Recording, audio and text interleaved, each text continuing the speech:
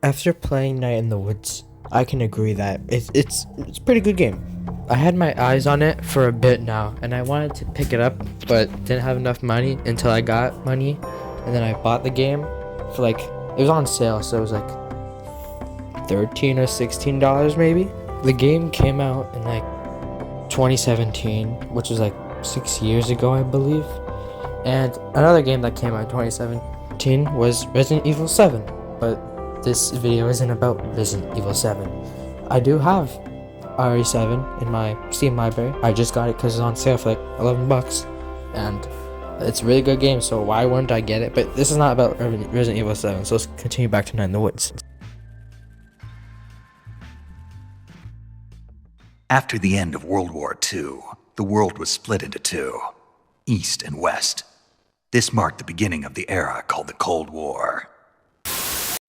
We play as May Borowski, a black cat who's 20 years old. She dropped out of college and she decided to go back to her old town of Possum Springs. May then goes back to her home and has a nice conversation with her father.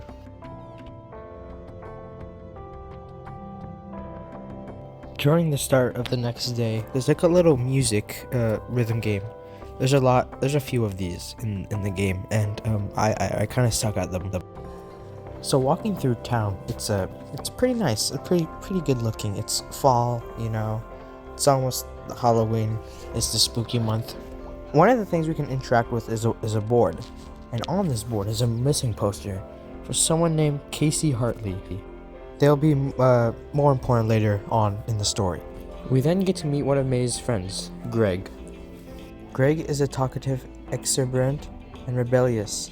He is a very punk-like character, but despite his loud and optimistic demeanor, Greg has feared that he may accidentally ruin his relationship with Agnes, his boyfriend. Greg takes us to the rest of the group, and they kind of have like a little band going on. This is where we meet Bea. I don't know, but she's like the goth, gloomy crocodile or something like that, you know. So we play another rhythm game song. After that, the gang can go out for pizza, and it's really just chill from there. Until it's not, because the gang find an arm. Greg, of course, immediately decides to poke it with a stick, and so we do. We then get stopped by May's aunt, who's a police officer. She said that she'll run the arm for some DNA, and we never really know who it belongs to, ever. So Bea is driving May back to her house. The next day, May goes onto her laptop and finds a bunch of weird stuff. So we go to Greg for help, and Greg mentions that Angus is good with computers and he can hack stuff. So after an eternity of doing random stuff, we go to Angus's apartment and we figure out what the problem was with the computer. Greg keeps teasing May that she put a bunch of porn on her laptop. I don't know, it's kind of funny. Also, there's like a cool mini game you can play called like Demon Tower. It's pretty cool, and I didn't really play it as much in the game. So eventually the whole gang drives to a party. After drinking a lot of beer, May sees her old partner, or like boyfriend maybe, or something, I don't know, but his name is Cole, and she's like kind of scared to talk to him. So then May gets on the log and starts talking crazy since she's kind of drunk.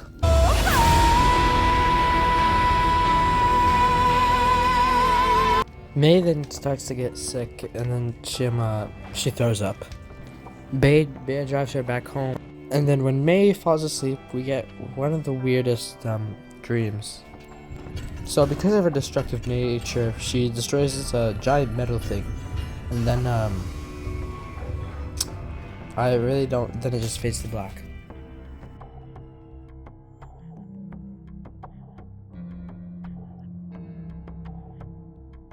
If we make our way back, there's these stairs that were off limits, but now we can enter them, and it's basically a church. Find out May, her mom works there, and that's nothing really special about that, but Meeting again with Greg. Nothing really else happens. We go to band practice. Again, I suck at the mini games. Then after that, we meet up with Greg for some crimes. So they arrive at the food donkey, which was like an old I think it was, I'm not sure, but it was some kind of old place that they had back. And when they break in, they meet this guy. His name is Steve. That's we never see him again after, I don't think. So they go down to the basement, and there's like these 3 animatronic heads that they want to steal. So this one here, we have to walk up the stairs without falling, and I've always messed this one up. Pizza here. My ears burn. I failed so much times that to the point where Greg just said, let's just take the elevator, and so we do. Greg tells May that Angus could probably fix up the animatronic to make it something better, you know. We then go out with Greg, and we throw a bunch of food in his mouth, and it's pretty fun. I got like a few in, because I'm just bad at mini games. Going back to bed, we encounter another trippy dream, which took like forever to solve. We gotta find like these four like music players, and then some weird stuff happens. We then go meet up with Bae the next day, and she mentions that she was going to this old person's house to fix their the furnace. Yeah, that's what they're called, the furnace. While Bear goes to fix the furnace, we find some random stuff and do this thingy. We then get locked in the basement, and we need to find a way to get noise so we can get the old person to come get us. And conveniently, there's a baseball bat in the side of the room. So May grabs the baseball bat and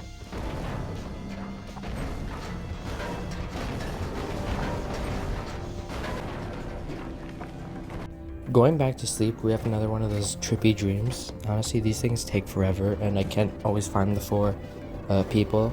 So, and at the end, we see another big animal. I really don't know what this is.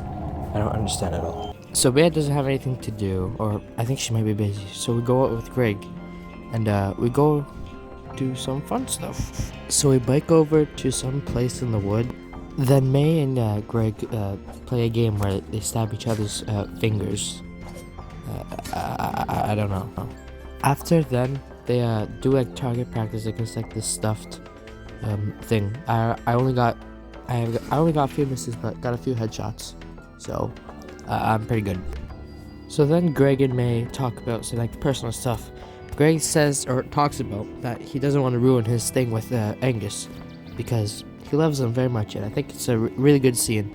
Returning home, May has another trippy dream. It's basically the same, so there's nothing really special about it. The next day, or night, May gets ready for the harvest, or harfest thing that's going on in town. May then puts on a play, and it's kind of cool, I guess, but the best part comes later. After the play, the gang goes separate ways, and this is where we see the spooky part happen.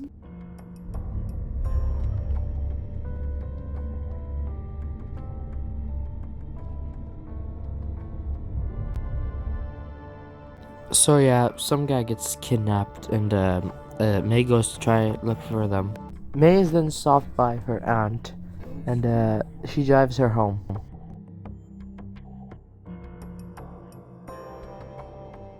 Next day later, there's a band practice. Then May and Bear go to the library, because May thinks that the person could have been a ghost. They find their information, and then they head out. So May goes back, and she explains to everyone that it was a ghost who did the kidnapping, because they saw something for a ghost. I think this is the last dream sequence, but when May goes to sleep, she meets like this giant owl cat thing, and she asks if it's God, but it's not. It's some weird thing. I honestly don't understand what these things are. So Greg and Angus take Bay's car because she gave it to them, and May is also with them, and they're going on their way to get some donuts. On their way, they get a flat tire. They get out, and Angus is kind of distant from Greg. They're not really, well, they are talking, but they have like some thing going on where something like that. They fix the car and end up going to the Donut Wolf, where May has to go to the bathroom. While she's in there, she trashes the whole place up and kinda ruins everything. Greg comes in to stop her and they just kinda talk. May says that everything sucks and she doesn't feel good or something. So then they all have donuts. Yay! And then later they leave. But before leaving, they put the robot that Angus fixed in the forest to scare people. And I got a silver achievement for this for some reason. So hello, disclaimer. I think this part with Greg was supposed to happen before I went to the Donut Wolf, but I don't know. I forgot how the footage goes. So anyways, they find like this house or something, and they decide to break into it, look for stuff, and they're chased by like this shadow guy, and they escape. The next subplot is we go with Bay to visit her mother's grave because she died. Then after that, the Bea and May go up to this hill where they meet a bunch of teens and they ask questions so they can pass. By the way, they're still looking for the ghost. So after getting past, they find out that there was just a dead body and there wasn't really a ghost. So now that there's no ghost exists, who were the people who did the kidnapping? I'll get to that later, okay? So the gang all go out to explore what's really going on until they find they find a cult. Yeah, a cult sacrificing, I think, one of their members. So they kill the dude and then they start chasing the group until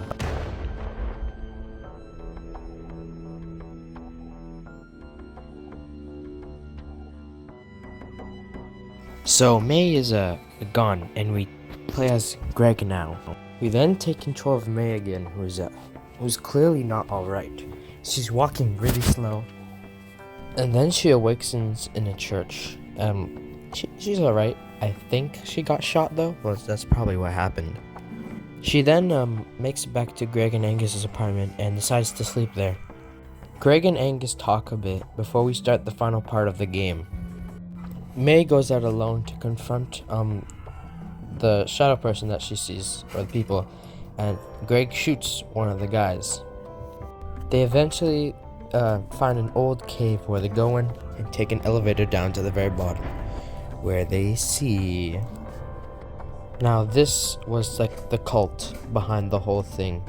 There's a bunch of old people that would kidnap people, including Casey, the guy from the beginning on the wanted poster. So they were behind all of this. After a long conversation, they try to attack May, but she defends them off, and the cave starts to like collapse on the cultists.